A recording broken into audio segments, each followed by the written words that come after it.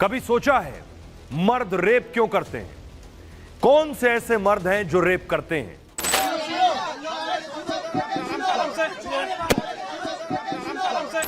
ऐसे मर्दों के दिमाग में क्या चल रहा होता है? ऐसे मर्द लड़कियों के बारे में क्या सोचते हैं?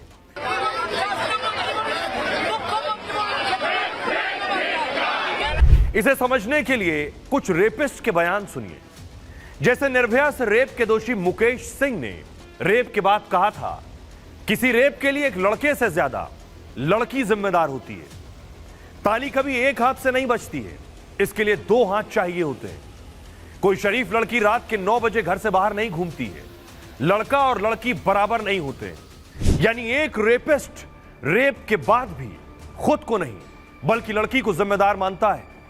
निर्भया का रेपिस्ट आगे कहता है, लड़कियां घरों का काम करने के लिए बनी होती हैं, न कि रात में गलत कपड़े पहनकर डिस्को और बार घूमने के लिए। शालीन महिलाओं को रात 9 बजे के बाद घर से बाहर नहीं घूमना चाहिए। सिर्फ 20% लड़कियां ही अच्छी होती हैं। अब आप अंदाजा लगाइए एक रेपिस्ट का दिमाग कितना खतरनाक होता है। ऐसी सोच के साथ समाज में घूम रहे लोग नरभक्षी हैं। आगे मुकेश को सुनेंगे तो आपकी रूह कांप जाएगी। वो आगे कहता है, जब हम उसका रेप कर रहे थे तब उसे हमें रोकने की कोशिश नहीं करनी चाहिए थी। उसे चुपचाप जो हो रहा था होने देना था। तब हम उसके साथ रेप करने के बाद उसे छोड़ देते घर। ऐसा होता तो बलात्कार करके उसे छोड़ देते, बस उसके दोस्त की पिटाई करते। यह सुनकर किसी के भी पांव तले जमीन निकल जाएगी कि रेपिस्ट की यह सोच समाज के लिए कितनी खतरनाक है। लेकिन यह सोच हमारे समाज से ही पैदा होती है। हमारा समाज लड़कियों को लेकर क्या सोचता है, कैसे सोचता है, जब आप इसे जानेंगे तो समझेंगे कि लड़कियों को लेकर यह सोच हमारे बीच से ही पैदा होती है। मुलायम सिंह यादव का वो बयान आपको याद होगा जिसमें वो कहते हैं, लड़के हैं, लड़कों से गलती हो जाती है। तो लड़की जाके बयान देती कि मेरे साथ रेप किया। अब बेचारे को 3 को फांसी हो गई। क्या रेप में फांसी दी जाएगी? 3 लड़के हैं, गलती हो जाती है। कि इस मामले में मुझे कोई संकोच नहीं एक बात कहने से कि 90% लड़कियां सहमति से जाती हैं।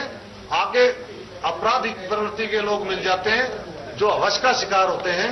लड़की को ये पता नहीं होता कि आगे 5, 7, 10 तो 90% लड़कियां जाति सहमति से हैं और आगे जाके अपराधी व्यक्ति मिल जाते हैं। मैं साफ कहना चाहता हूं। मगर अब वेस्टर्न कल्चर ये है कि आज वेस्टर्न कल्चर में जो हो रहा है, किसकी बच्ची रात को कहां है, किसकी बच्ची किस तरह घूम रही है, वहां इसका ख्याल माँ बाप नहीं करते, लेकिन मेरे देश में करते हैं। मैं इस बात को मानता हूं कि अगर मेरी बहन, मेरी बेटी रात को सूरज डूबने के बाद किसी गैर लड़के के साथ जा करके 31st नाइट मनाए और उसके साथ उसका बाप ना हो, उसका पति ना हो और वो गैर मर्दों के साथ हो, तो और मैं ये एक्सपेक्ट करूं कि उसके साथ बड़े सम्मान के साथ रहेंगे। अगर आप कहीं पे पेट्रोल होगा, आग करीब आएगी तो आग बहुत जल्दी लगेगी। पेट्रोल से आग को दूर रखना बहुत जरूरी है। आप कहेंगे कि पेट्रोल जलो ही मत तुम, मैं आग रखता हूं लेकिन पेट्रोल जले नहीं। कहीं पे शक्कर गिरी होगी तो चिमटी अपने आप आएगी, उसको आमंत्रण भेजना नहीं पड़ता है। मैं बहुत होश हवास में बोल रहा हूं कि हमें अपनी महिलाओं का सम्मान, मेरी मां है, मेरी बेटी, मेरी बहन है, उसका सम्मान, उसकी इज्जत रखने के लिए हमें इन बातों का प्रिकॉशन लेना चाहिए कि मेरी बेटी बहन आज जो है अपनी इस उम्र में कहीं भटक करके किसी आदमी के साथ जाए और उसका कुछ मजाक उड़े, उसके साथ कुछ मोलेस्टेशन इस तरह की चीजें करे, वो चांस ही नहीं मिले ना। मैं क्यों इसको करूं कि पुलिस की जिम्मेदारी है, 100% पुलिस हर जगह रहना चाहिए, लेकिन कितना पुलिस रहेगी। 2021 में कर्नाटक पूर्व विधानसभा अध्यक्ष रमेश कुमार ने सदन में ही रेप पर विवादित बयान दिया। उन्होंने कहा, एक बात कही जाती है, जब बलात्कार होना एकदम तय हो तो लेट जाओ और इसका मजा लो। तो यह सोच अकेले मुलायम सिंह या किसी एक नेता की नहीं है। हमारे समाज में हर दूसरे घर में इससे मिलती जुलती सोच हमेशा रही है और है भी। जैसे लड़कियों को क्या पहनना चाहिए। निर्भया के दोषियों के वकील एपी सिंह ने भी कुछ इसी तरह की मानसिकता का प्रदर्शन करते हुए कहा था, अगर मेरी बेटी या बहन शादी से पहले किसी के साथ संबंध बनाएगी, अपना चरित्र खराब करेगी, तो खुद मैं उसे अपने फार्म हाउस ले जाकर सबके सामने उस पर पेट्रोल डालकर आग लगा दूंगा। हम बेशक रेपिस्ट के लिए सजाए मौत की चीखें मारें, फांसी के लिए सड़कों पर उतरें, लेकिन सच तो यह है कि ये रेपिस्ट तो हमारे समाज के बीच से ही तैयार होते हैं। यही वजह है रेप कम नहीं हो रहे हैं, रेप की संख्या बढ़ रही है। निर्भया के बाद सख्त कानून भी बना दिए गए, फिर भी रेप बढ़ रहे हैं। आंकड़े बताते हैं 2012 से पहले हर साल रेप के औसतन 25,000 मामले दर्ज किए जाते थे, लेकिन इसके बाद यह आंकड़ा 30,000 के ऊपर पहुंच गया। 2013 में ही 33,000 से ज्यादा मामले दर्ज हुए थे। 2016 में आंकड़ा बढ़कर 39,000 पहुंच गया। आज हर घंटे 3 और हर 20 मिनट में एक महिला रेप की शिकार होती है। तो फिर सवाल ये, कानून तो सख्त बना दिए, लेकिन रेप कम क्यों नहीं होते हैं? अब तो रेप के साथ पीड़ित की हत्या के मामले भी बढ़ गए। निर्भया के रेपिस्ट ने मरने से पहले इंटरव्यू में कहा था, किसी भी रेपिस्ट को मौत की सजा देना लड़कियों के लिए और खतरनाक हो जाएगा। मुकेश ने आगे कहा, पहले रेप करके कहते थे इसे छोड़ दो, ये किसी से नहीं कहेगी, लेकिन अब जो रेप करेंगे वो लड़की को सीधे मार देंगे, छोड़ेंगे नहीं। यानी सजा बढ़ाना और सख्त करना हरगिज समाधान नहीं। रेप के बाद हमारा फोकस किस पर होता है?